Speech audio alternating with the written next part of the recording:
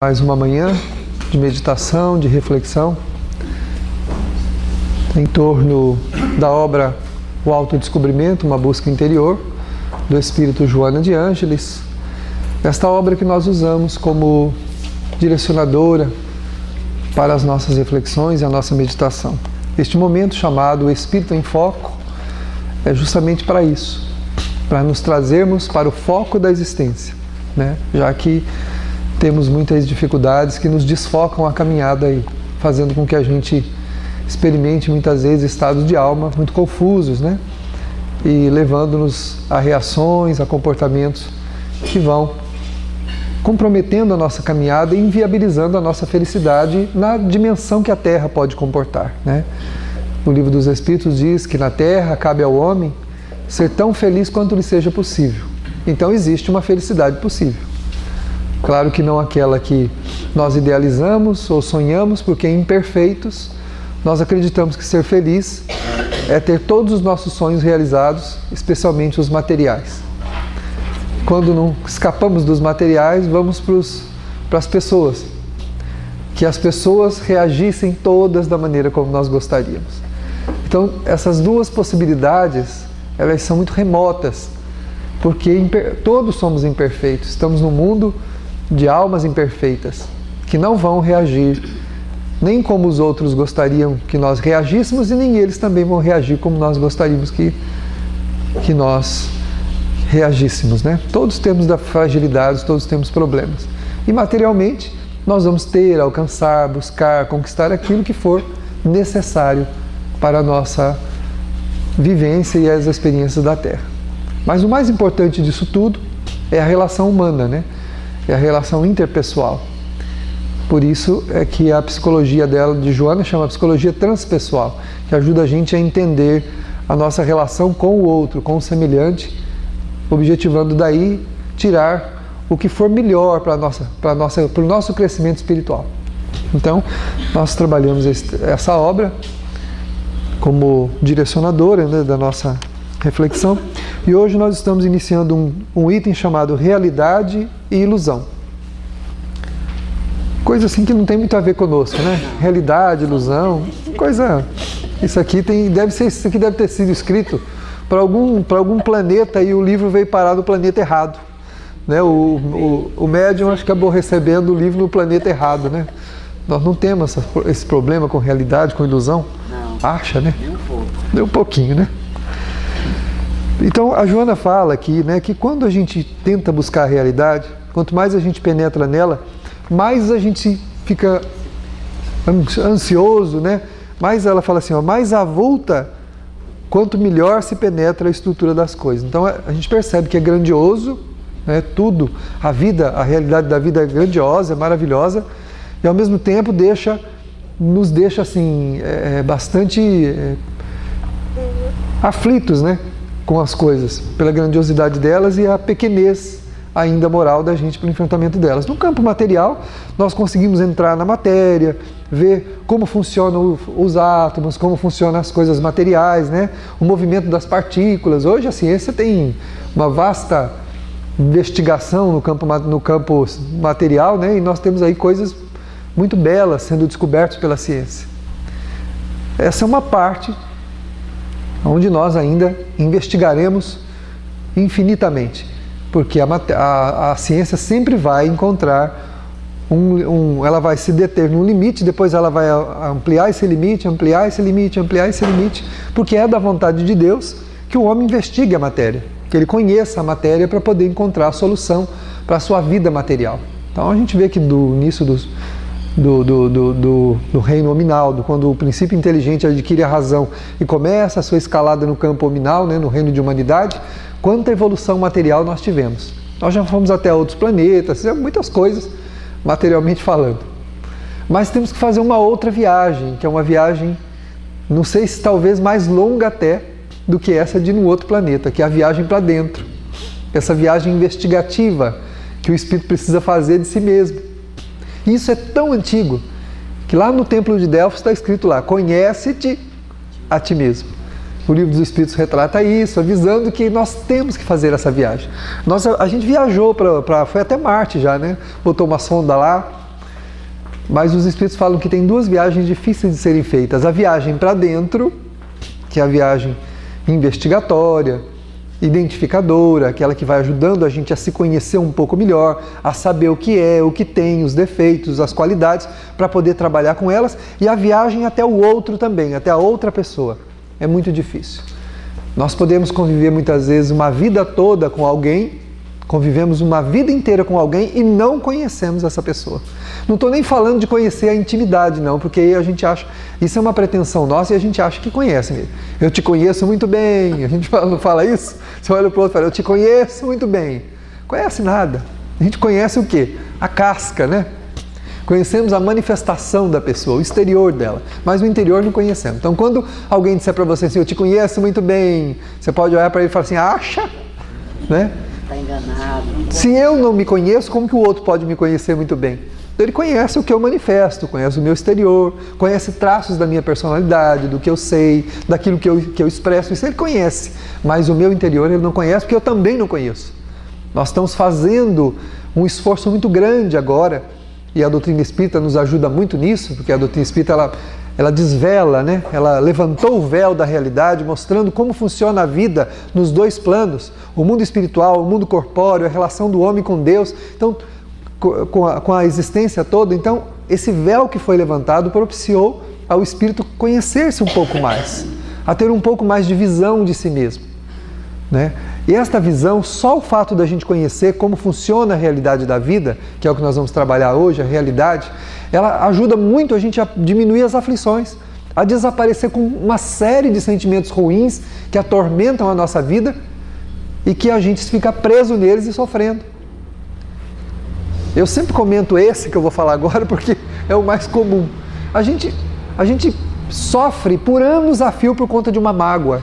Se magoa com alguém, se ressente e paralisa naquele sentimento e vai transitando na existência magoado. E a gente acha que aquilo não tem problema nenhum e vai vivendo. Só que tem efeitos, a mágoa tem efeitos colaterais. O ressentimento tem efeito colateral. Quando você guarda um ressentimento no teu coração, toda a tua vida fica comprometida.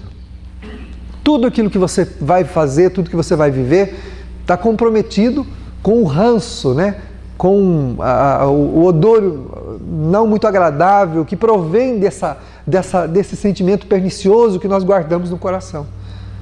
Só tem uma regra, e Jesus a deu para nós, chama-se amor, amar. A regra do Cristo é amar. Saiu do amor, não faz bem. O que não é o amor, faz bem. A paixão, inclusive, faz mal. A pessoa ficou obcecada pela outra e quer a outra de qualquer jeito e quer de qualquer forma isso, sufoca, tem ciúme, tem crises, tem aquilo, né? Eu sofro por amor. Não, se fosse amor, não sofria, né? Ai, como eu sofro por amor. Não, então você sofre por outra coisa. Amor não é. Amor não traz sofrimento. O amor e o sofrimento não confere. O conceito de amor não confere com sofrimento. Não tem, se sofre por amor, está sofrendo por outra coisa. Então é paixão, é posse, é desejo. O amor é o contrário. O amor deixa livre. O amor felicita aquele que ama. Quem ama é feliz por si só, porque ama. Só por amar é feliz. Tem o benefício da paz, da tranquilidade, da harmonia, porque quer ver o outro bem. Não se importa em que o outro lhe faça bem, porque isso não é um problema dele. Agora, como nós somos egoístas e temos paixões muito acelvajadas ainda, aquelas paixões selvagens, primitivas, nós trazemos no espírito, o que a gente faz? A gente quer escravizar o sentimento dos outros ao nosso capricho. E se a pessoa não é como eu quero, né? Eu me mordo todo e sofro, né? Ai, como eu sofro. Ainda tenho orgulho de falar para todo mundo, né? Como eu sofro por causa... Não, esse sofrimento é um sofrimento enganoso. É um sofrimento por conta de uma paixão. As nossas paixões selvagens ou acelvajadas, elas fazem com que nós percamos, né, a oportunidade de viver o verdadeiro amor, né? Aqui eu escrevi em preto, mas na verdade, né? Fica preto. A coisa fica dessa cor, né? Ele devia estar assim, né? Rosinha, né? Ter lá o coraçãozinho vibrando, viu? É tão confuso que normalmente quando se representa o amor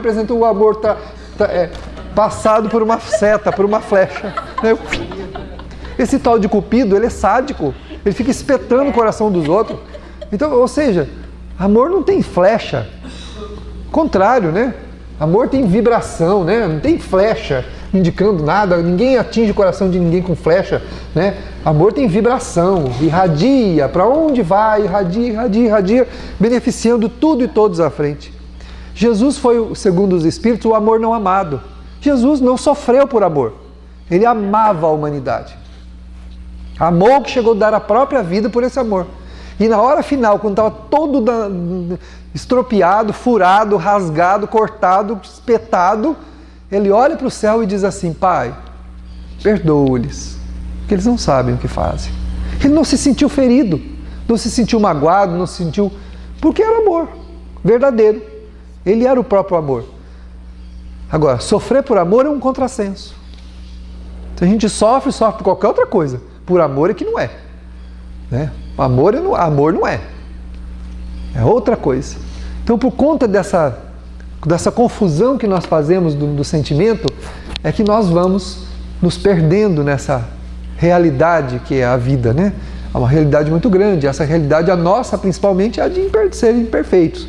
Somos imperfeitos, estamos aprendendo a lidar com os sentimentos agora. Há pouco tempo que nós está sendo apresentado para nós a possibilidade de lidar com os sentimentos, de modificá-los, de compreendê-los. E o Espiritismo tem essa propriedade, através do Evangelho de Jesus, que é o roteiro assim, inequívoco para a humanidade. Não, Jesus foi o terapeuta da humanidade.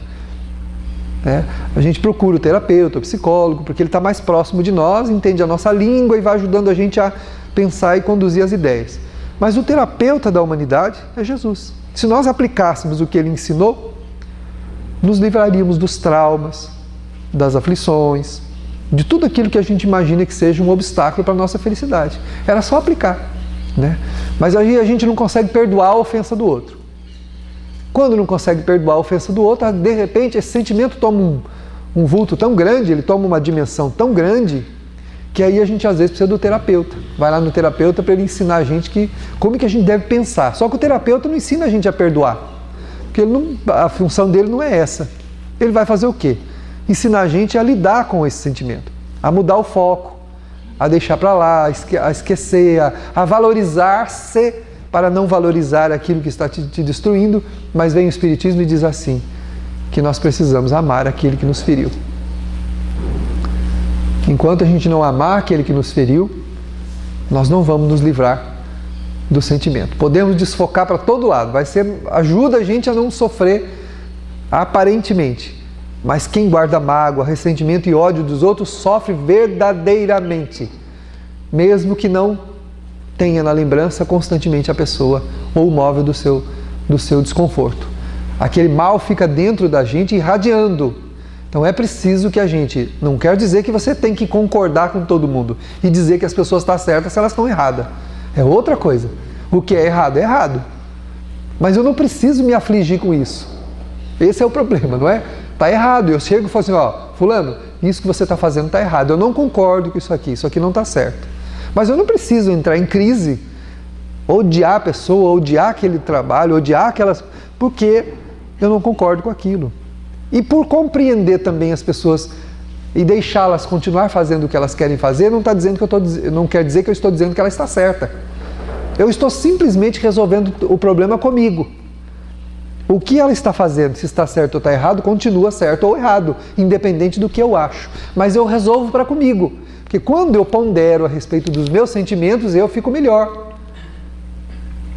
Não é deixar para lá, é compreender. O Chico dizia isso. Eu tenho que dar aos outros o direito de serem o que quiserem ser. Eu tenho que ser melhor. O Evangelho segundo o Espiritismo diz assim: sede indulgentes para com os outros e severo para convosco mesmo. Ele não estava dizendo que a gente tem que ser duro com a gente, que a gente tem que ser inflexível. Está dizendo que ser severo. Severidade é seriedade. Temos que ser sérios conosco, vigilantes, observar o que nós fazemos, o que nós pensamos, o que nós sentimos, porque isso é o que importa para a nossa felicidade, não é o que a gente recebe dos outros.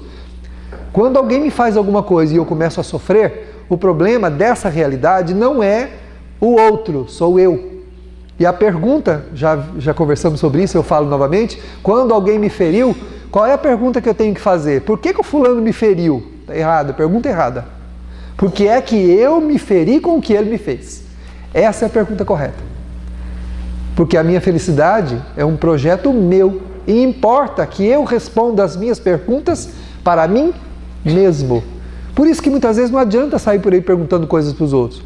Nas próprias entrevistas que nós fazemos, o que a gente faz é dar algumas pistas, mas na verdade as respostas provêm de nós mesmos. Questão 621 do Livro dos Espíritos. Onde está escrita a lei de Deus? Os Espíritos respondem, na consciência dos outros. Na minha consciência. Então as respostas vêm de dentro de mim.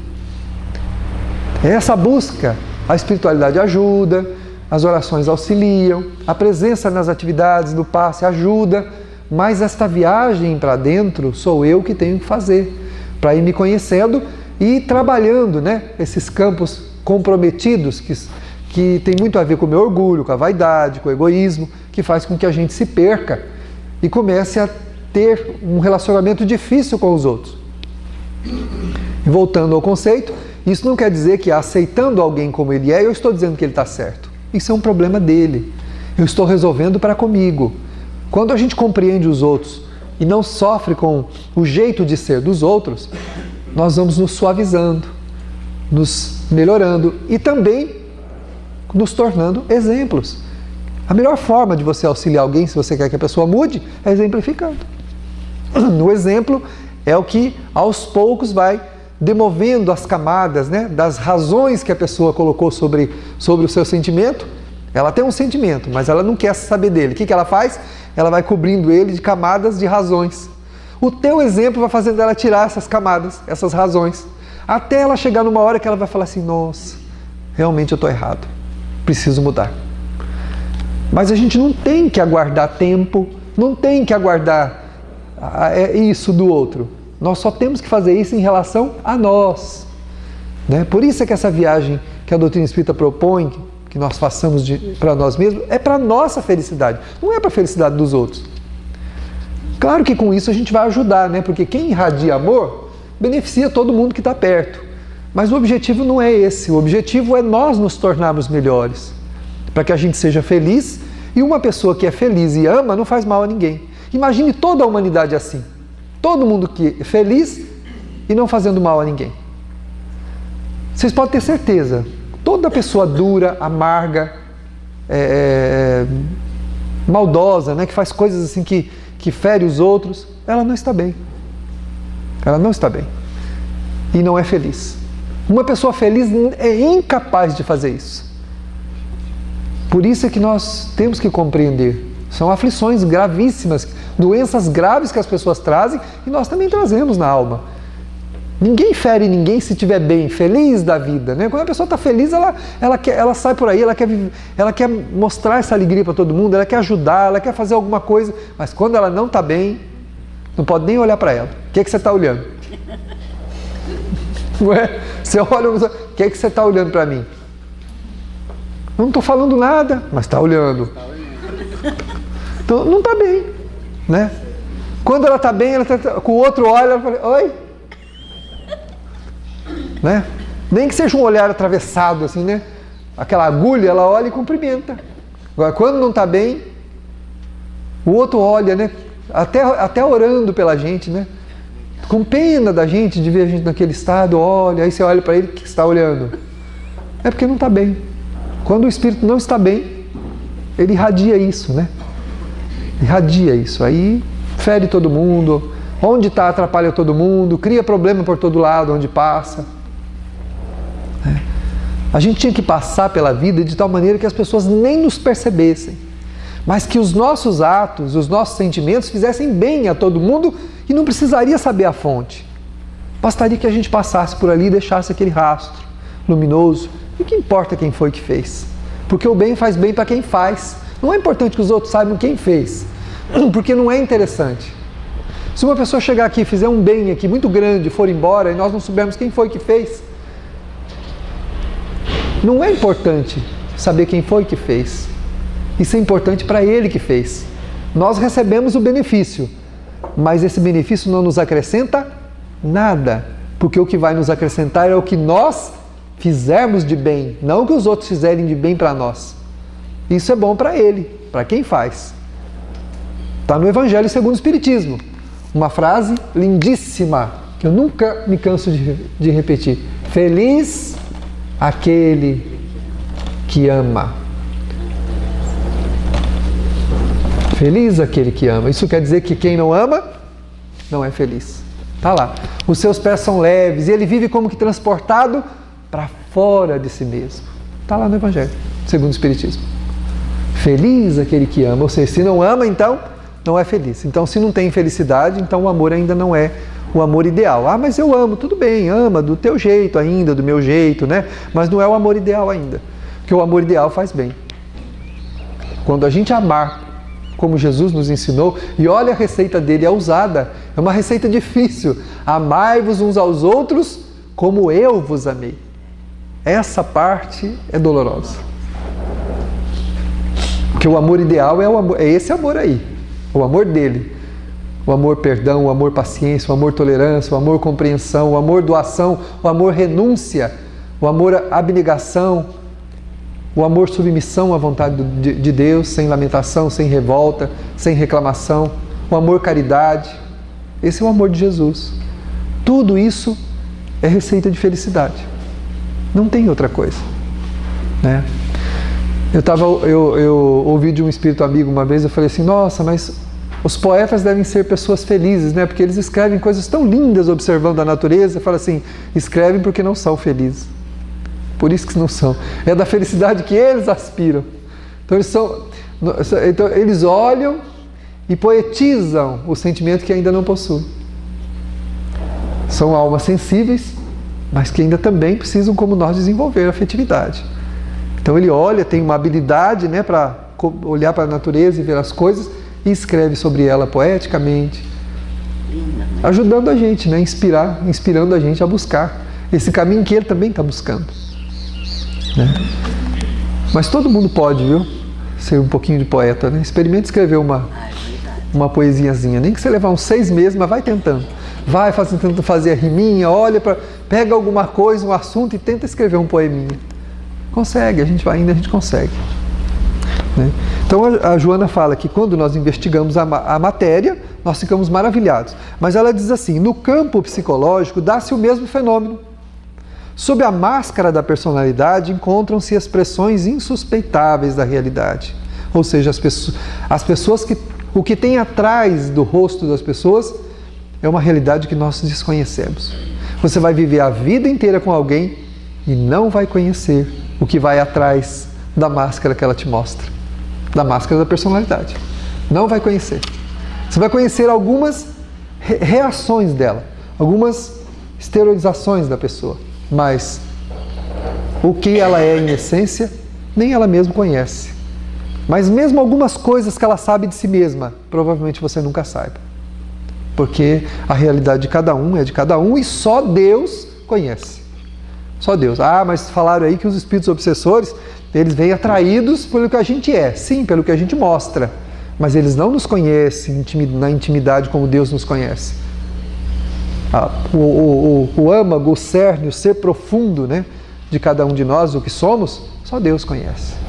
Mas eles conhecem o quê? Os nossos hábitos, o que nós exteriorizamos. Se eu tenho um hábito, ele conhece aquele hábito. E ele vem atraído pelo meu hábito. Se eu tenho o hábito de pensar mal dos outros, eu vou atrair espíritos que têm essa mesma índole. E vão me influenciar para falar mais mal dos outros ainda. Se eu me alcoolizo, essa exteriorização do alcoolismo vai atrair espíritos alcoólatras, que vão se associar a mim para me ajudar a beber mais ainda. Se eu sou uma pessoa desonesta, eu vou atrair espíritos de mesma índole. Se eu irradio a desonestidade e pratico, eles veem isso. E eles vão fazer o quê? Mesmo que ninguém vê. Eu posso fazer uma coisa desonesta e ninguém está vendo. Mas os espíritos sabem disso. Porque eles estão vendo o que eu fiz. E eles se associam a mim. E vão me tornar mais desonesto ainda do que eu sou. Vão me ajudar a ser, né, mais desonesto ainda do que eu sou. Então, essa realidade íntima, o âmago mesmo, a essência, só Deus conhece. E isso está atrás da máscara, da personalidade que é preciso de cada um de nós para a gente poder se melhorar. Imagina se todo mundo pudesse ver o que todo mundo é. Ninguém ia conviver com ninguém. Vocês imaginam se a gente pudesse fazer uma leitura exata do outro e o outro da gente? Alguém ia conseguir conviver com alguém? Não ia. Mas é justamente essa propondo mudar, mesmo que a gente não seja exatamente como somos, mas propondo mudar, é que a gente consegue crescer junto com o outro. Então a Joana de Ângeles, ela diz assim numa outra obra, que a nossa vivência na Terra é uma proposta. Nós fazemos uma proposta para sermos assim. Fazemos isso, aquilo, aquilo e aquilo. Nós viemos para cá para isso. Né? E a gente vai viver essa proposta. Mas a gente não é. Então, às vezes a pessoa aparenta uma tranquilidade muito grande, um equilíbrio muito grande, mas só Deus e ela sabe o esforço que ela está fazendo para ser daquele jeito, para ser tranquilo, para tentar ser humilde, para caminhar daquele jeito. Só Deus e ela sabe a luta que ela está fazendo para ser daquele jeito. Ela é falsa? Não é. Não é falsa. Isso é proposta. O Espírito está se propondo. O falso é aquele que sabe e faz para enganar os outros. Aí sim. Bom, eu vou me passar de bonzinho, que aí eu consigo tudo que eu quiser com todo mundo. Isso é falsidade. Isso é hipocrisia. Mas não ser bom, ter dificuldades, ter fragilidades e controlar, lutar contra elas e tentar viver o melhor, isso é correto. Isso é a proposta. Essa é a nossa proposta existencial. Nós viemos aqui para viver a realidade que nós nos propomos. Todos propomos viver alguma coisa. Cada espírito, de acordo com a sua necessidade, quando saiu de lá, sabia exatamente o que precisava passar aqui na Terra e fez a proposta existencial de acordo com a sua necessidade.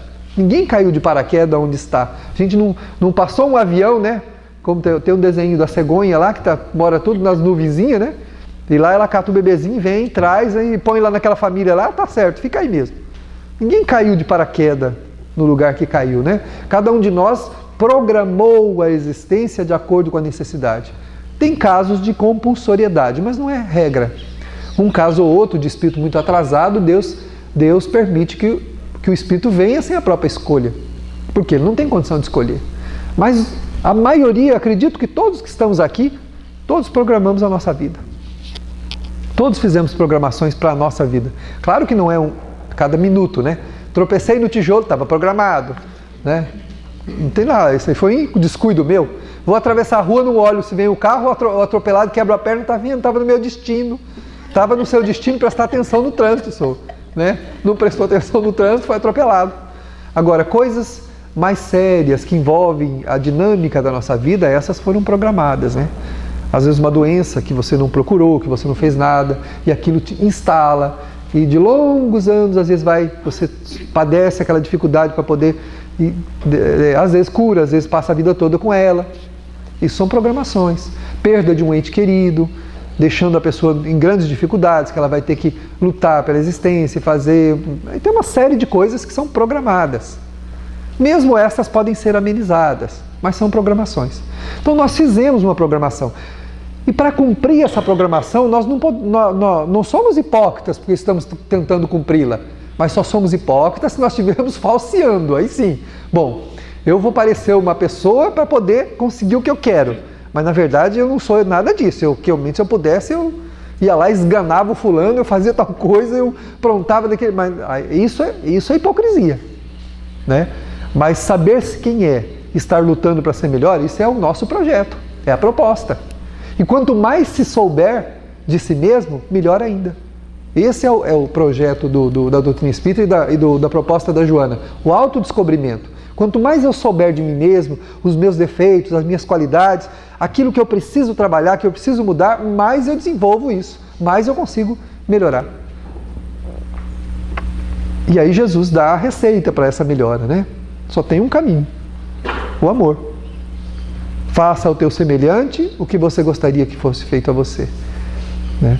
E Paulo, numa das suas cartas, ele fala, se eu desse o meu corpo para ser queimado, se eu falasse a língua dos anjos, se eu fizesse um monte de coisa, se eu não tiver amor, se eu não tiver caridade, nada adianta, né? Então o caminho é o exercício, né, desse amor. Então, ela coloca bem que, então, atrás das expressões, né, insuspeitáveis da realidade. Então, ou seja, a realidade de cada um de nós é bem diferente daquela que a gente mostra um para o outro. Somente a largo tempo, com o auxílio das lentes da percepção profunda, se consegue identificar. Mas não é a lente das percepções principalmente dos outros, é a nossa. Nós temos que ampliar, aumentar o grau, né? A gente é míope ou estrábico. Nós temos um monte de deficiência visual quando se refere a olhar para a gente mesmo. Nossa, estou vendo um negócio ali, está meio esquisito, não sei. Não sabe porque não quer ver, não quer corrigir a lente. Tem que corrigir a lente, né? Esse oculista, oftalmologista aí da existência precisa ser consultado com mais vezes, né? Nós temos que consultar Jesus com mais vezes. Ele é o oftalmologista. Tem que ir lá no Cristo e falar assim, corrija a minha lente aqui que ela não está boa, viu? Eu estava reclamando para o Nilton agora, o caminho está arriscado aqui, né? Tem um negocinho aqui que eu tenho que fazer assim para enxergar do lado. Mas tem que ir lá corrigir. Fala, doutor Jesus, dá para o senhor me ajudar? Ele fala, dá, meu filho, vamos corrigir aqui, vamos pôr a lente do perdão aqui, vem cá. Não, essa eu não quero não. Não, tem que pôr a lente do... Não, essa daí eu não quero não. Mas o fulano me fez isso, o senhor vem falar para eu perdoar? Olha, meu filho, você não quer enxergar? Né? Ele vem pedindo para a gente ter a lente do... Então, tô aqui, ó, essa lente aqui, você usa ela de vez em quando, esse óculos aqui é o óculos da paciência, essa lente aqui é a lente da paciência. O senhor tá maluco? Que eu vou botar uma lente dessa? Os outros vão me fazer de bobo. Se eu ficar sendo paciente, se eu ficar compreendendo todo mundo, vão me passar para trás. Ué, o que tem? O que tem que os outros passam a gente para trás?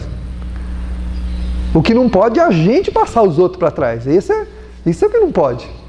Porque se os outros nos passarem para trás, o problema é deles. Se os outros fizerem alguma coisa contra nós, eles vão responder por isso. Agora, se a gente fizer, aí o bicho pega para nós. Somos nós que ficamos implicados com a lei. E tem uma coisa, viu? O fato da gente não querer enxergar porque a gente prefere as lentes que não enxerga mais nada, né? O fato da gente não enxergar direito não quer dizer que nós não tenhamos responsabilidade, viu? Dos atos. Porque se a lei de Deus está escrita na consciência, questão 621 do Livro dos Espíritos, se a lei de Deus está escrita na consciência, nós sabemos muito bem o que a gente faz. A gente pode não querer ver direito, mas sabe. Então, não adianta não ver. Então, melhor ir lá pedir para o Cristo trocar a lente. Falar, Senhor, me dá uma lente mais potente para eu ficar olhando toda vez que eu for agir de maneira errada, que eu enxergue plenamente o que eu vou fazer. Que seja tudo muito claro, para eu não fazer mal a ninguém, para eu me comportar muito bem diante do meu semelhante. Pedir lentes potentes para Jesus, para ver, não para não ver. A gente quer as lentes velhas porque não quer enxergar. Não quer enxergar. Olha o que ele fala aqui, lentes, né? Ó, percepção profunda, lentes de percepção profunda. Será que a gente quer esse tipo de lente? Não quer. A gente quer ficar com a lente que ninguém faz. Esse óculos teu aí, de quando que ele é? Eu tinha 15 anos quando eu fiz esse óculos. Quando você tem agora? 65. Mas ainda serve, ó, encaixa, ó, aí, ó, certinho. Vai encaixar, encaixa, mas não vê. Não vê mais nada. Quando você tinha 15 anos, você tinha um grau. 60 anos depois, é outro grau, não é? Quando nós tínhamos 15 anos, perante a lei de Deus, tínhamos um tipo de responsabilidade. Era-nos cobrado de um jeito. O nível de maturidade que a gente tinha, 65, meu filho, não é a mesma cobrança mais, não. Nós já vivemos tantas experiências que ampliou nossa responsabilidade. Então, nós não vamos ser avaliados com a lente de 15 anos, não. Nós vamos ser avaliados com a lente de quem precisa para 65 anos. Não é a coisa, entendeu? E assim vai, né? A gente tem que pedir a Deus, a Jesus, lentes potentes. Senhor, me dê a lente da paciência, mas com bastante grau. Eu quero enxergar mesmo, na hora que eu for ser impaciente com o meu semelhante, que aquilo se torne claro para mim. Que é o capítulo 27 do Evangelho segundo o Espiritismo, que fala sobre a prece. Pedir a Deus lucidez, sabedoria, razão para ver os defeitos, para enxergar onde a gente precisa mudar, para a gente não fazer o mal para os outros, para não fazer o mal para ninguém. Está lá no capítulo sobre a prece. Quando a gente estuda o Evangelho segundo o Espiritismo, a gente fica estudando um monte de coisa, mas não estuda o que tem que estudar. O Evangelho segundo o Espiritismo, segundo o Espiritismo, que é a doutrina de Jesus, a mensagem do Cristo, elucidada pelos Espíritos, esmiuçada com toda a grandeza que precisava, para a gente poder, através dela, encontrarmos as lentes apropriadas para enxergar as coisas, né? E lá fala que nós precisamos do quê? Precisamos das lentes das virtudes. Pedir a Deus isso, né? Não ficar reclamando para Deus, ai Senhor, olha, o Senhor viu como o Godofredo me fez. Isso é coisa que se faça para os outros. Me dê, Senhor, me dê força para aguentar isso. Olha o que nós fazemos. Me pedindo força para Deus para aguentar o mal que o Godofredo fez. Não é isso que a gente tem que pedir para Deus. Senhor, me dê forças para que eu não seja tão suscetível, para que eu não me magoe desse jeito, para que eu não seja uma pessoa tão frágil ao ponto de deixar me magoar pelas coisas que alguém me faça, mas que eu tenha amor, que eu tenha piedade, que eu tenha compreensão, que eu tenha tolerância, que eu tenha paciência para suportar as pessoas e tudo aquilo que eu tenho que enfrentar na minha vida. Deixa o Godofredo de lado com o problema dele. A gente reclama do Godofredo para Deus. Ainda pede, Senhor, me dê força para aguentar o que ele me fez. Ou seja, né? Continua a responsabilidade do Godofredo. Na verdade, a responsabilidade é minha de ter guardado esse sentimento. É meu, o problema é meu. Claro que isso é tese, nós estamos aprendendo, estamos aplicando, né? Não é fácil e eu estou implicado tanto quanto vocês nesse processo, né? O ouvido mais próximo da boca que fala é o meu, está aqui do ladinho, 4 dedos, bem pertinho aqui. Então, a gente vai tendo que aprender, né? É a realidade. Pode falar. Uma analogia interessante que eu achei muito interessante do livro, né? A questão da lente, né? Quando você toca uma mais potente, você enxerga melhor, mas no começo incomoda para dela. O Gerson está falando que a lente nova enxerga pra caramba, só que incomoda também pra caramba, né? Até acostumar com a lente. Às vezes tem que colocar um negocinho a mais lá, né? Coloca para corrigir uma coisa aqui, outra ali, até acostumar com essa lente. É mais ou menos assim. Pedir a Deus para enxergar não é fácil, viu? Às vezes ficar cego é mais cômodo. Pedir para enxergar não é fácil. Mas para enxergar, não é enxergar os outros, né? Para enxergar a gente mesmo. Não é fácil, incomoda.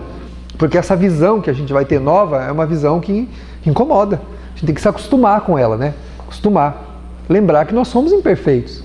Nós somos um ser ainda em transformação. Não podemos exigir de nós também perfeição que nós não temos. E nem conivência. Permanecer do jeito que a gente é. Esse é o grande problema. Permanecer como é a nossa ilusão. Realidade e ilusão. Realidade é reconhecer-se. E permanecer como é ilusão. Querer viver como a gente é e não mudar é ilusão. Todo o nosso sofrimento decorre da nossa ilusão. Todo. Tudo que nós passamos decorre da nossa ilusão. De alguma maneira a gente acha que está sendo preterido, está sendo enganado, está sofrendo por isso, está sofrendo por aquilo. Na verdade, toda a dinâmica da existência, ela funciona a nosso benefício para nos ajudar a crescer. Para movimentar sentimentos em nós, para nós trabalharmos esse sentimento e melhorarmos e crescermos. As pessoas com quem nós reencarnamos são almas com quem temos uma história juntas. E precisamos vivenciar essa história com elas para que nós cresçamos juntos. Um colabore com o outro. Às vezes tem reparação para fazer, às vezes tem reconquista para fazer. E se tiver paciência, né, devagar vai alcançando. Um passo de cada vez, né?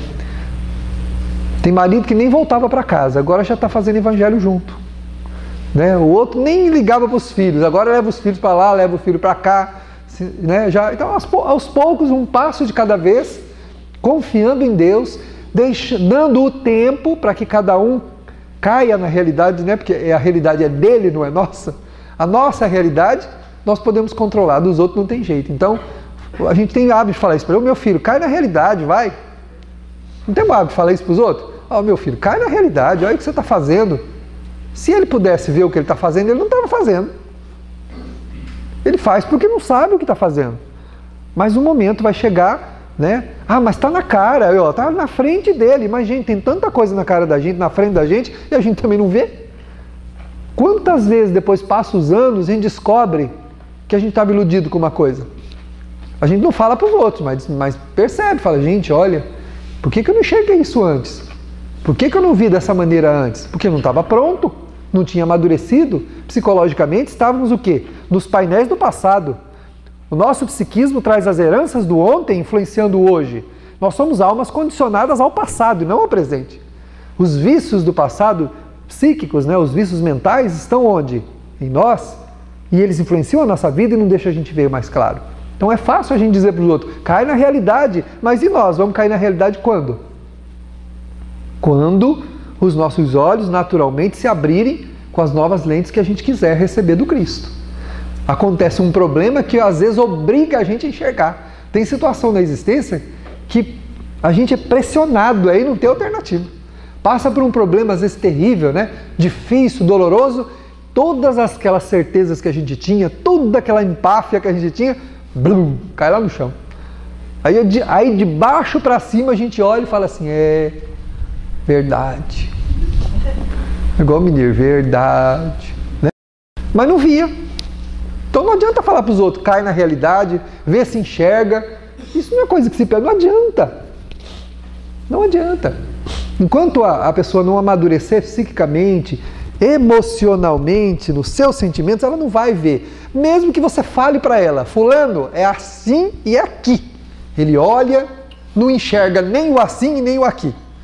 Ele olha e fala assim, ele deve estar biruta. Não é que ele não enxerga, ele não escuta. Também. Não enxerga e não escuta. Ele olha para você, está ouvindo sons, mas não faz sentido para ele. Assim como muita coisa não faz sentido para nós. Quando a gente quer muito uma coisa, não adianta alguém falar para a gente, aconselhar, parece que aquilo não faz sentido. Não faz sentido. Não faz sentido. Os outros estão falando, mas eu não quero escutar isso, eu quero fazer o que eu quero. Então o que a pessoa está falando está entrando aqui, saindo aqui. O homem do passado achava que o ouvido era furado de um lado para o outro, né? Que passava. E nós achamos assim também, que entra por aqui, sai por aqui.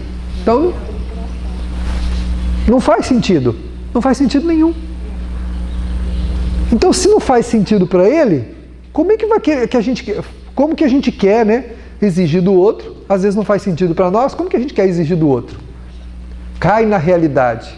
Se ele cair na realidade naquele momento, ele enlouquece. Vocês sabiam que se o espírito tomar consciência de uma realidade sem ter condição para isso, ele enlouquece.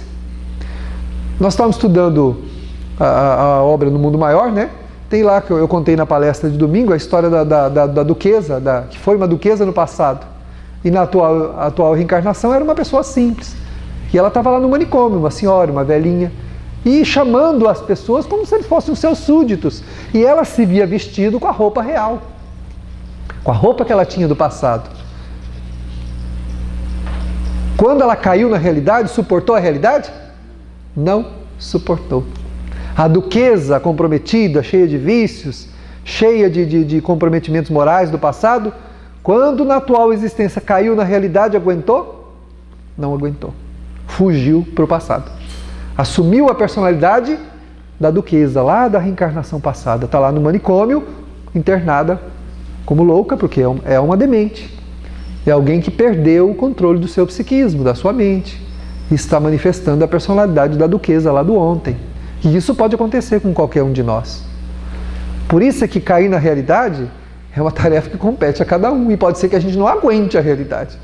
Por isso é que a realidade é uma coisa que tem que ser construída paulatinamente.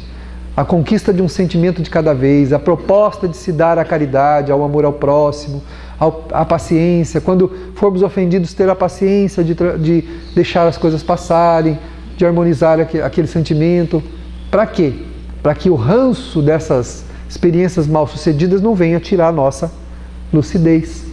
E a gente também venha mergulhar no passado, porque o passado, para nós, iludidos e viciosos, é melhor do que o presente. Aquela vida de agora, imagina, deixar os palácios para viver numa vida simples. Mas ninguém se conduz à demência, segundo a doutrina espírita, de um momento para o outro. Está lá no livro O Céu e o Inferno. Se uma pessoa que no ato de loucura comete o suicídio, se ela é culpada do suicídio. Do ato em si, não.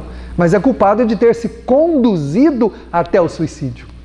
Então, muitas vezes, a vida vai apresentando desafios que o espírito não vai aceitando, e ao invés de dar um passo para frente, ele vai dando um passo para trás, até chegar no limite psíquico dentro do seu psiquismo, ele chega no limite entre o passado e o presente. E para onde ele vai?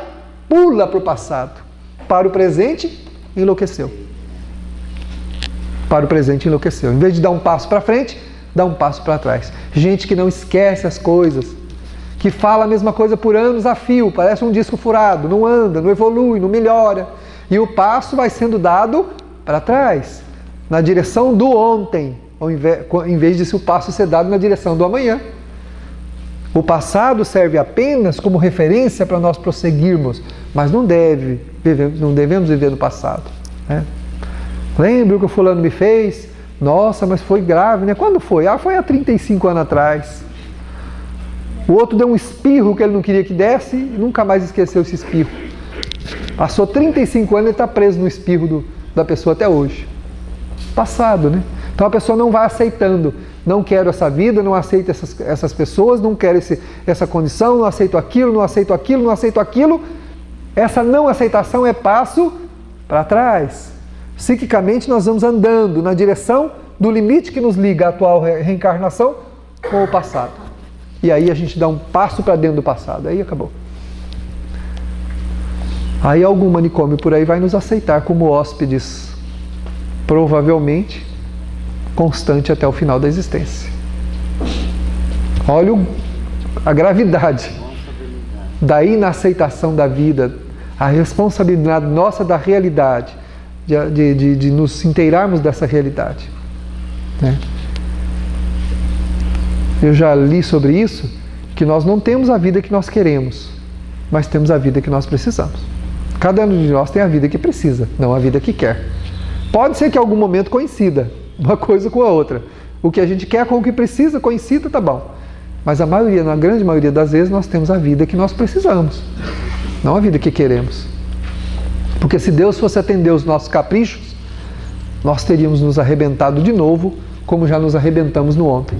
Nós já teríamos caído outra vez, como já caímos lá atrás no passado. Então Ele dá a vida apropriada ao nosso crescimento, não a vida que a gente quer. E nem nós queríamos mesmo, viu? Quando saímos do mundo espiritual, a gente queria essa vida que a gente tem mesmo. Fez a programação, né?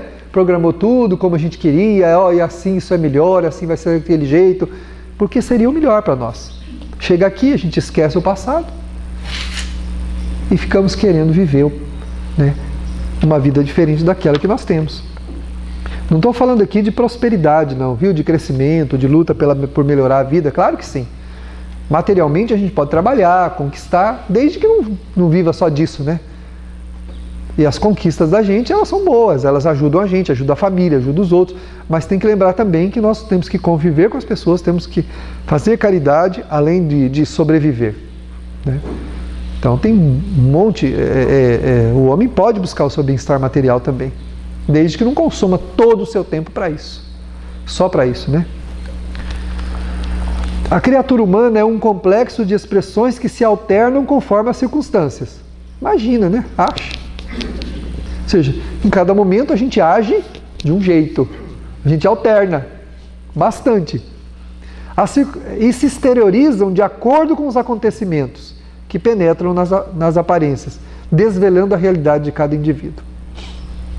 Então, dependendo da experiência que a gente vive, a gente mostra uma faceta de quem é.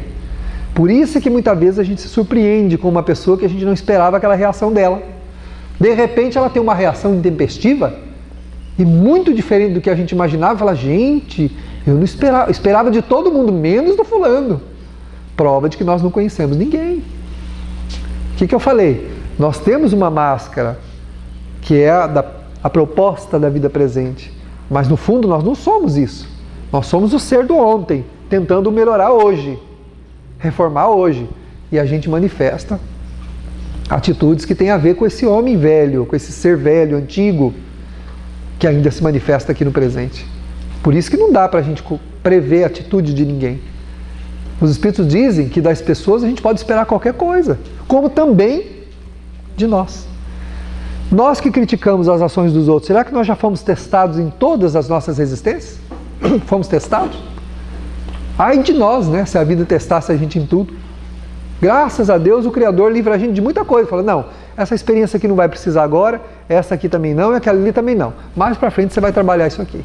Porque se a gente tiver contato com aquilo, cai. se arrebenta todo, não tem força. Então o Criador coloca a gente para desenvolver algumas aptidões, coloca a gente com pessoas apropriadas, pessoas que a gente não quer conviver de jeito nenhum, mas são elas os nossos professores, os mestres que vão nos ensinando a melhorar o sentimento. Eu não quero essa pessoa, eu não quero essas pessoas, eu não quero conviver desse jeito, mas é necessário essa convivência para a gente poder melhorar o nosso sentimento. E se a gente puder, tem que ajudar, não destruir, querer mudar a pessoa. Não é assim. Nós queremos mudar os outros. Só podemos mudar a nós mesmos, os outros não. Com os outros a gente tem que tentar compreender, tentar ajudar. E isso não quer dizer que você está dizendo que a pessoa está certa. Esse é o nosso grande problema, o problema do nosso orgulho. Se eu aceitar ele como ele é, ele vai achar que ele está certo. Ué, se ele achar, é problema dele, não é problema nosso. Mas ele não está certo só porque você está ajudando ele como ele é. Ajuda do mesmo jeito, porque nós também somos ajudados. Nós não enxergamos a nós mesmos com a mesma nitidez que a gente vê os outros. Então, a gente precisa ter comiseração, compaixão, misericórdia dos outros, porque nós também precisamos disso. Está no Evangelho também. Nós precisamos todo dia da compaixão, da misericórdia, da bondade de Deus para conosco. Por que não damos isso aos outros? Está lá no Evangelho, no capítulo sobre o perdão. Nós também pedimos a Deus todo dia que nos ajude. E para ajudar a gente, Ele tem 3 coisas: compaixão, misericórdia e o quê?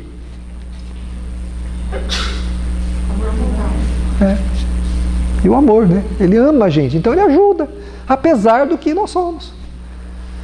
A lição é a mesma.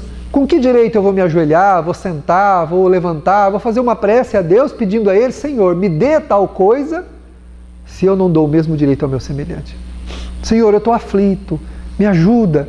Mas espera aí, na hora da aflição do outro, da dificuldade dele, eu não consegui perdoá-lo, eu não dei a ele o direito de ser o que ele é, não compreendi ele na dificuldade dele. Embora ele esteja errado, não consegui compreender. Então, como é que eu vou conseguir para mim mesmo esse mesmo auxílio se eu não estou concedendo ao meu semelhante a mesma coisa? A prece do egoísta não é vertical, é horizontal. Quando o egoísta ora, a prece que sai da fronte, no campo do pensamento, vai reta, não sobe. A prece que Deus escuta é a prece do coração humilde, coração sereno, do coração que se digna, né, ir até Ele. Tem uma frase que eu já li também, da espiritualidade, que diz assim, que nós temos que nos elevar à altura daqueles a quem pedimos ajuda. Se nós continuamos com sentimentos mesquinhos, como é que a gente vai conseguir alcançá-los se nós permanecemos aqui, né? A gente passa um dia terrível, alfinetando todo mundo, machucando todo mundo, sendo impaciente, intolerante, intransigente e agindo assim, aí depois de noite vai e pede a Deus. Aí quer verticalizar a prece. Não vai. Essa prece que é egoísta, que é uma prece de uma pessoa conveniente, vai fazer o quê? Ou ela vai ficar girando, orbitando na própria mente de quem fez, ou ela vai em reta e não vai achar ninguém no caminho. Porque ela precisa ser vertical. Para ser vertical, nós temos que nos elevar à altura daqueles a quem a gente pede ajuda. E elevar à altura daqueles a quem a gente pede ajuda não é ser igual a eles, porque nós não somos, mas é praticar os sentimentos que Jesus ensinou para sermos iguais a Ele. Então nós já estamos praticando a paciência, a tolerância, o perdão, a compreensão, a caridade, o amor ao próximo no nível que for possível. Aí nós estamos o quê? Na direção dos mesmos propósitos deles. Aí a gente vai até eles. Isso é se elevar à altura daqueles a quem a gente pede a prece. Doutor Bezerra, me ajude. Você já viu quem foi o Dr. Bezerra? Já leu a biografia dele? Já leu a biografia do Dr. Bezerra? Dá uma lida. Antes de fazer a prece pedindo por ele, dá uma lida. Nós passamos aqui no último Cinemador a história de Antônio de Pádua. Assiste só o filme para você ter uma ideia de como foi os sentimentos do Antônio de Pádua, como foi os sentimentos deste espírito, daquele espírito que a gente pede ajuda. Vê se a gente está mais ou menos ali na mesma direção dele, né? No propósito dele. Como me dirigir a alguém que eu não estou na sintonia com ele? Como é que faz? Eles podem até querer nos ajudar, mas falta receptividade, né? Eu entro dentro de uma bolha plástica ou de vidro e fico pedindo que alguém me molhe. Por favor, eu estou muito ressecado, me joga água. Pelo amor de Deus, joga água em mim. E ele joga. Mas a água faz o quê? Bate no vidro e escorre. Eles jogam, eles ajudam. Mas e para chegar a essa ajuda? Eu tenho que estar procurando praticar as mesmas virtudes que ele praticava. Né? Quem teria coragem de pegar o anel de formatura, olhar para uma mãe aflita que não tinha dinheiro para comprar o remédio, e além de atender de graça, dar a receita e ainda dar o anel para a pessoa comprar o remédio? Quem levantar de madrugada, tem coragem de levantar de madrugada, pegar um cavalo e sair na chuva, na tempestade, para ir numa região de sítio, de fazenda, longe, para atender um moribundo, alguém que está sofrendo, amargurado, doente, ainda chegar lá e deixar o dinheiro, tirar tudo que tem dos bolsos, onde não tem, e deixar o dinheiro para a pessoa poder comprar o remédio, porque não tinha dinheiro, as pessoas não tinham dinheiro para comprar o remédio. Quem tem essa abnegação? Aí eu quero me dirigir ao Dr. Bezerra e quero que ele me atenda. Oh, meu Deus, né? Ele subia a pé também nos morros, embaixo de chuva e frio lá no Rio de Janeiro. Subia, ia atender, né, o doente, levando o remédio às 4 horas da madrugada. E aí, às vezes, eu chego, não sei se eu seria um pouco duro, não sei se tem alguém, algum médico e alguém faz isso. Nós estamos usando o exemplo do médico, porque por causa do lembrando do Dr. Bezerra, mas a gente pode aplicar isso para todos, né? A todas as situações da vida, não é só é o médico, é o advogado, é a lavadeira, é a costureira, é o pedreiro, né? É o vendedor, é todo mundo, é o servidor público, e é nós que não temos uma ocupação, sei lá o que for, qualquer um que... né? Eu também posso subir o morro, claro, também, lógico, dizendo isso, né? Mas nós todos somos assim. Exatamente. Eu posso subir o morro e dar um socorro. Mas é por isso que eu digo, como que nós pedimos ajuda para o Dr. Bezerra e somos completamente indiferentes ao nosso semelhante, a tudo? Como é que a nossa prece vai chegar até o benfeitor? Ela chega, ela pode ser ouvida por ele, por um dos mensageiros dele, mas quando chega o auxílio, nós estamos impermeáveis, né? Estamos revestidos da casca dura, daquilo que a gente não quer se livrar. E aí o recurso não chega até o coração, chega até nós, mas sensibiliza a nossa alma. Tem que encontrar uma receptividade, senão, né? Isso está no...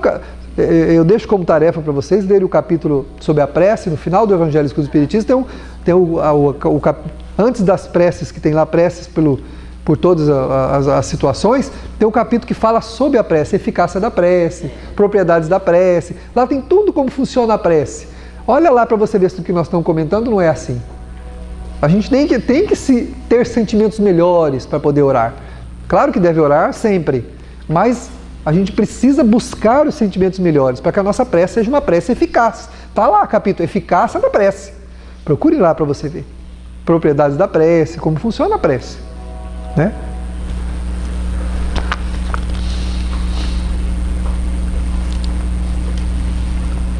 Então ele vai falando que à medida que os acontecimentos vão acontecendo, vão desvelando a pessoa, né? Nós vamos vendo quem a pessoa é e também vamos nos vendo, porque no enfrentamento de alguma situação a gente se conhece, aí você vai ver quem é, aí a gente vai saber quem a gente é quando a gente enfrenta, né? É fácil a gente falar da dor dos outros sem vivê-la, né? A hora que a gente vive, a gente fala, opa, então agora eu sei como eu estou em relação a isso, né? Quando a gente passa pela experiência, aí você sabe. Aí ela diz assim, mesmo essa periodicamente cede a outras mais significativas que se encontram adormecidas, despertam, ampliando o seu campo de manifestação, até sobrepor-se, predominando e desvelando o ser legítimo. Então, tem coisas que, quando nós tratamos um lado da personalidade da gente, outras vão surgindo para serem tratadas também. Elas vão emergindo, elas vão fluindo, né? Boas e ruins, para a gente poder vivenciá-las, né? Elas vão fluindo. À medida que você resolve uma coisa, uma outra surge, até a depuração, para fazer uma depuração. Nós vamos trabalhando essas camadas da nossa personalidade lentamente, né?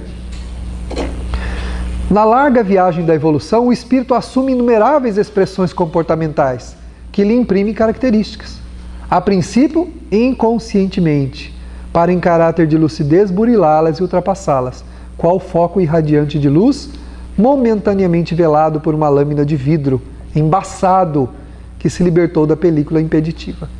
Então, aos poucos, surgem os primeiros ensaios íntimos, né?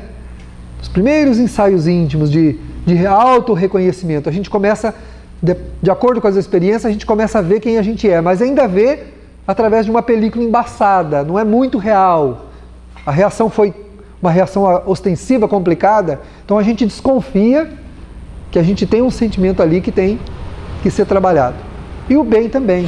À medida que nós vamos praticando o bem, ele vai surgindo dentro da gente como um sentimento ainda tímido, né, embaçadinho, mas aos poucos, com a prática constante do bem, esta película embaçada vai saindo e o sentimento verdadeiro vai surgindo e vai tomando conta da nossa natureza e a gente vai se tornando bom sem saber que está sendo bom.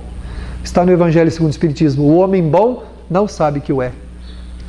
Toda pessoa boa, ela pratica o bem porque o bem é espontâneo nela, mas ela não sabe que é boa. Se você falar para ela assim: nossa, mas você é muito bom, ele vai olhar para você e não entende o que você está falando. Porque o que ele está fazendo está na natureza dele. Ele não está fazendo nada de extraordinário, porque ele se transformou na própria virtude. Então, quando você olha e fala que ele é bom, não tem sentido para ele. Para o vaidoso, tem. Você fala para o vaidoso: você é bom. Ele, nossa, que bom, né? Já estou melhorando. Está longe, né? O homem bom, você fala para ele: você é bom. Ele olha para você e fala: o que será que ele está falando? Não entendo. O que eu estou fazendo não é mais nada que obrigação, é o meu dever, né? Eu vi uma moça que cuidava da mãe dela, mas desde pequenininha, porque a gente cresceu praticamente junto, desde pequeno todo mundo percebia que era uma criança diferente. Era uma menina mais recatada, vivia cuidando do lar, ela tinha responsabilidade precoce, ajudava nas tarefas do lar, enquanto que as outras crianças brincavam. E num determinado período o pai desencarnou e a mãe adoeceu. E ela renunciou à vida dela para cuidar dessa mãe. E cuida com desvelo, com carinho, com amor. E a mãe dela já me disse, sabe, que já falaram muitas vezes para ela: nossa, mas você é muito boa. E ela olha assim, sabe, a mãe falou assim: você percebe nos olhos dela que é como se a pessoa não estivesse falando com ela. Porque no coração dela, ela está entendendo aquilo como cumprimento do dever. Ela não está entendendo que ela está fazendo alguma coisa de especial. Mas no mundo de egoísmo que nós vivemos hoje, é um ato especial, não é? A pessoa renunciar à juventude, à própria vida, para cuidar de uma outra pessoa, da mãezinha, que já viveu muito tempo, e deixando a vida dela, é como se fosse um ato muito especial. Para ela não é. Entendeu? A mãe diz assim: não, mas ela é tão boa que ela não sabe que é boa.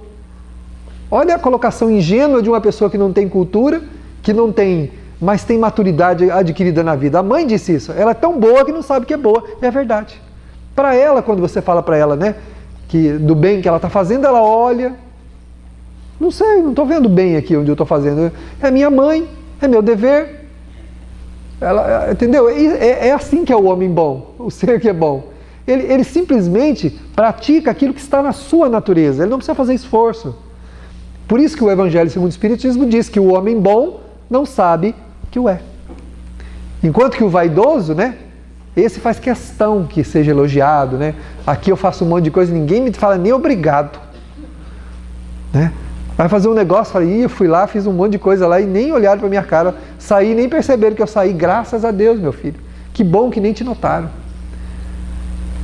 Também está lá no capítulo sobre a prece: quando a gente faz o bem e não tem o testemunho dos homens, lembra que Deus viu. E isso é importante. Entendeu? Porque é um exercício que nós fazemos para nos melhorar, não é melhorar os outros. Vocês acham que você vai resolver o problema de uma pessoa, de uma família, levando uma cesta básica para ela? Você chega lá, né? Chega lá e entrega a cesta básica. Nossa, fiz a melhor ação do mundo. Isso vai resolver o problema existencial daquelas criaturas que nasceram na miséria e que comida é uma das facetas das necessidades deles? Claro que não vai resolver o problema deles. Vai dar um paliativo, é um paliativo. Mas para você que fez, isso sim. se fez descomprometidamente, se fez por amor, porque sentiu necessidade de ver o outro melhor. Isso vai fazer bem para você. Porque se você não levasse, o outro levaria. Deus tem muitas mãos para socorrer os aflitos, os necessitados.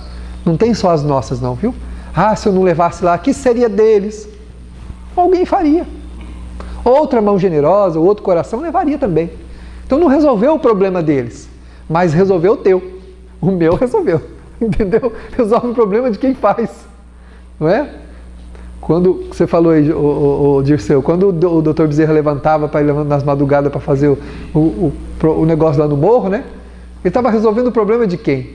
Dele mesmo, do seu coração, do seu crescimento espiritual. Tanto que tornou-se uma das grandes almas que até hoje gravitam aqui em torno de nós, nos ajudando. Ele pediu a Maria, logo que desencarnou, para que ela deixasse ele ficar aqui, ajudando a humanidade. Porque enquanto houvesse uma lágrima, uma mão estendida solicitando ajuda, ele queria fazer alguma coisa. Ele que merecia ir para um plano superior, preferiu ficar aqui. Porque desenvolveu virtudes em si mesmo, né? Cresceu, amou intensamente. E só tem uma forma de nós nos redimirmos, de nós nos levantarmos, é buscarmos esse amor. O amor é semelhante a uma luz que se acende. A princípio ela é bruxuleante, pequenina, como uma lamparina que se acende em noite escura. É óbvio que a luz de uma lamparina não vai muito longe, mas ilumina sempre as redondezas de quem a possui. E um passo de cada vez, tem aquele que a possui mais possibilidade de não cair nos fossos das ilusões. Assim, meus irmãos, vamos buscar acender as nossas lamparinas íntimas, através das migalhas de caridade que já podemos fazer. Porque esta luz bruxuleante e pequenina, que ilumina distância discreta de nossas caminhadas, já nos ajudam a evitarmos males maiores. Para que um dia tenhamos, depois de redimidos, a luz do Cristo, a luz perene, incomensurável, que ilumina todo o planeta e os seres que nele habitam. Quando atingirmos a angelitude, desprovidos de toda animalidade, de toda maldade, quando o bem povoar os nossos corações verdadeiramente e a luz se fizer em nossos olhos, nós veremos os filhos de Deus como nossos irmãos e cantaremos hosanas ao Criador pela alegria de servir aos seus filhos, aos seus irmãos. Neste momento, é importante que avaliemos nossa caminhada, buscando renovar a nossa estrada. Temos que fazer boa plantação. Cada semente de felicidade que lançamos no coração alheio é uma chama que aumentamos nas luzes do próprio coração. Que Jesus nos abençoe neste momento de auto-reconhecimento. Que Ele esteja conosco, agora e sempre. Graças a Deus.